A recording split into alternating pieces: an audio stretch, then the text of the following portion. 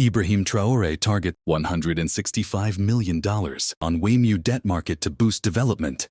Hey there, fellow Pan-Africanists, advocates of African sovereignty, and supporters of Ibrahim Traoré's bold vision for Burkina Faso. Today, we're delving into a fascinating and ambitious move by one of Africa's youngest and most determined leaders. President Ibrahim Traoré has once again captured the attention of the continent by taking decisive steps to secure $165 million on the West African Economic and Monetary Union (WAMU) debt market to fund critical development projects in Burkina Faso. But this isn't just another story about borrowing money. It's about independence, innovation, and a leader who is rewriting the rules of economic development in Africa. So, what's happening here? From October 24th to November 14th, 2024, Burkina Faso will offer two bonds on the WAMU market with fixed rates of 6.50% and 6.80%, maturing in 5 and 8 years respectively. The funds raised will be used to support key public investments outlined in the country's 2024 budget. These projects include infrastructure development and essential services that are vital for both economic growth and stability in a country facing significant challenges. But why is this move so important? And how does it fit into Traoré's broader vision for Burkina Faso and the Sahel region as a whole? Why is Ibrahim Traoré approaching the UMOA Bank when he refused to borrow from global financial institutions like the IMF and the World Bank? And who is UMOA?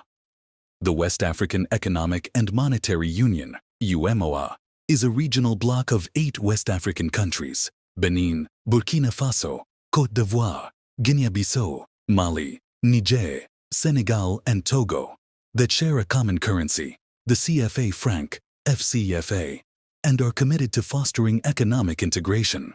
Or put simply, they are former French West Africa colonies. Established in 1994, UMOA aims to create a harmonized economic space with free movement of people, goods, capital, and services.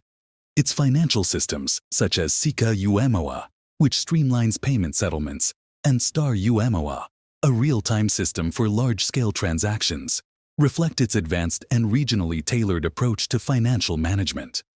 Traoré's decision to engage with UMOA Bank, rather than global lenders like the IMF or World Bank, reflects his preference for regional ownership and collaboration.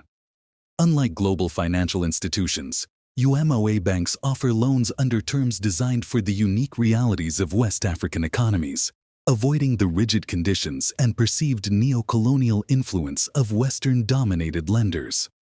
This choice also aligns with Traoré's broader vision of reducing external dependency, strengthening regional economic ties, and promoting African-led solutions, all of which resonate strongly with his anti-neo-colonial stance and commitment to Burkina Faso's financial independence. Let's break it all down. First, let's talk about the financial details. Burkina Faso's public debt currently stands at CFA 313 billion, approximately $12 billion, which represents 62.4% of its GDP. While this might sound high, it remains below the regional threshold of 70%, giving the government some room to maneuver. The country is projecting a budget deficit of 4.9% of GDP in 2024, but Traoré's administration is targeting an ambitious economic growth rate of 5%, a significant leap from the 3.6% recorded in 2023.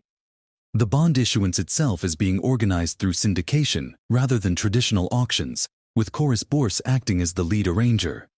This approach allows Burkina Faso to tap into regional capital markets more efficiently while offering competitive rates to investors.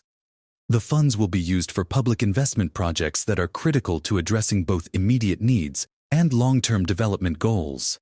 These include building infrastructure, improving access to essential services like healthcare and education, and creating jobs, all while maintaining fiscal discipline. But here's where it gets interesting. Traoré has deliberately chosen to seek funding through WAMU rather than turning to international financial institutions like the International Monetary Fund, IMF, or World Bank. This decision reflects his commitment to economic sovereignty and his belief that regional solutions are better suited to African challenges. By relying on WAMU, a financial framework built by West African nations, Burkina Faso retains more control over its financial destiny while avoiding the often onerous conditions attached to loans from Western-dominated institutions. What do you think about this approach? Is it a bold step toward true independence, or does it carry risks that could backfire in the long run? Let us know your thoughts in the comments below. Traoré's vision for economic sovereignty. To understand why this move is so significant, we need to take a closer look at Ibrahim Traoré's broader economic vision for Burkina Faso. Since taking office in September 2022, Traoré has been on a mission to transform his country's economy by prioritizing self-reliance, local development, and endogenous economic models that leverage Burkina Faso's unique strengths. One of his first major initiatives was a sweeping agricultural reform program aimed at modernizing farming practices and boosting food security. Traoré didn't just talk about agriculture. He acted decisively by deploying hundreds of tractors free of charge to farmers across the country. He also emphasized sustainable practices and local production chains, ensuring that farmers not only grow more food, but also benefit directly from their labor. In the industrial sector, Traoré has focused on mining, one of Burkina Faso's most important industries, and has taken steps to ensure that the wealth generated by gold and other resources stays within the country. His administration has renegotiated mining contracts to secure better terms for local communities and has encouraged greater participation by Burkinabe businesses in resource extraction projects. Traoré has also invested heavily in healthcare and education, recognizing that human capital is just as important as physical infrastructure when it comes to building a strong economy.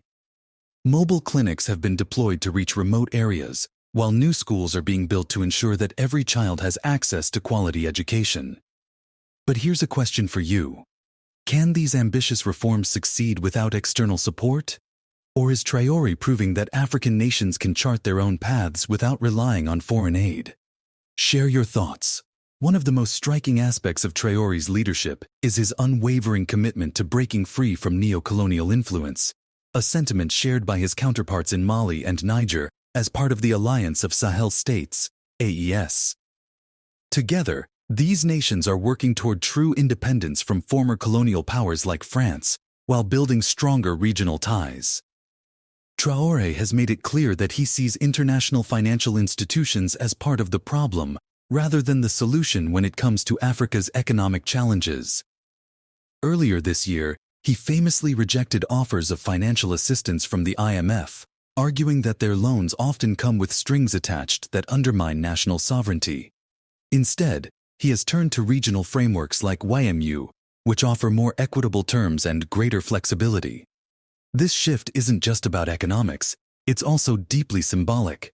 By choosing YMU over Western lenders, Traoré is sending a powerful message. Burkina Faso belongs to Africa first and foremost. This aligns with his broader push for Pan-African solidarity and self-reliance, a vision that resonates strongly with many across the continent. But what do you think? Is rejecting Western financial institutions a smart move for African nations seeking independence? Or does it risk isolating them from valuable sources of funding? Let us know in the comments. So why YMU? What makes this regional market such an attractive option for Burkina Faso? For starters, YMU provides a platform for West African countries to pool resources and access capital markets on favorable terms. By issuing bonds through YMU, Burkina Faso can tap into a network of investors who are familiar with the region's economic dynamics and are more likely to support its development goals. YMU also offers greater transparency and accountability compared to bilateral loans or foreign aid packages. The funds raised through bond issuances are subject to strict oversight by regional authorities, ensuring that they are used effectively for their intended purposes. Moreover, YMU represents a step toward greater regional integration, a key goal for Traoré and his AES allies. By strengthening ties within West Africa, these nations can reduce their dependence on external powers while building a more resilient economic bloc. But here's another question. Could YMU become a model for other regions in Africa looking to develop their own financial systems? Or are there limitations that make it unique to West Africa? We'd love to hear your perspective. Of course, no strategy is without its challenges, and Traoré's ambitious plans are no exception. While borrowing through WAMU offers many advantages, it also comes with risks. Rising debt levels could strain public finances if economic growth doesn't keep pace with repayment obligations. And while Burkina Faso's debt-to-GDP ratio remains manageable for now, any significant shocks, whether economic or security-related, could complicate matters. There's also the question of political stability. Traoré came to power through a military coup in 2022, a fact that hasn't gone unnoticed by international observers. While he enjoys widespread support at home thanks to his bold reforms and charismatic leadership style, questions remain about how long-term governance will be managed in Burkina Faso. But perhaps the biggest challenge lies in translating these financial moves into tangible benefits for ordinary Burkinabe citizens. Infrastructure projects take time, social programs require sustained investment, economic reforms need buy-in from all sectors of society. So here's our final question. Can Ibrahim Traoré deliver on his promises while navigating these complex challenges? Or will external pressures and internal obstacles derail his vision? As we wrap up today's discussion, one thing is clear. Ibrahim Traoré isn't just talking about change, he's making it happen. Whether it's modernizing agriculture or tapping into regional capital markets like WAMU, he's proving that African nations don't have to follow old models dictated by external powers. But this journey is far from over, and its outcome will depend not only on Traoré, but also on the people of Burkina Faso themselves, and perhaps even on all Africans committed to reclaiming their continent's destiny. What do you think? Is this bond issuance another step toward true independence, or just another chapter in Africa's complex relationship with debt? Let us know your thoughts below. If you enjoyed this analysis or found it thought-provoking, don't forget, like this video, share it widely, subscribe for more deep dives into Africa's unfolding story. Until next time, stay informed, stay engaged, stay hopeful.